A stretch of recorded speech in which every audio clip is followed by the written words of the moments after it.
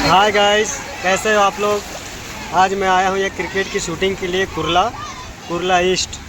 और आज आपको कुछ ऐसा दिखा रहा हूँ जिसको देखकर आपको आपका बचपन याद आ जाएगा। वो भी ऐसा बचपन याद आ जाएगा कि ना चाहते हुए भी आपको बचपना याद करना पड़ेगा आपकी। ये देखिए, इतनी बारिश हुई है और रोड पे बच्चों का हालत देखिए कैसा चल रहा है। इतनी बारिश हुई है कि सारे बच्चे इतनी मस्ती कर रहे बीच रोड में। ये रहा कुर्ला।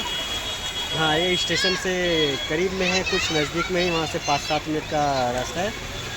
और हम लोग यहाँ क्रिकेट की शूट के लिए आए थे, तो अचानक इतनी बारिश हो गई है कि बच्चे रोड पर देखे कैसे पानी में खेल रहे हैं। काश हमारा भी दिन ऐसा ही था पहले। और हमारे मम्मी पापा भी बहुत डांटते थे हमको, हट जाओ भाग जाओ, लेकिन आज देखो इन्हें देखकर लगता है ना कि हमारा बचपन ऐसा ही था।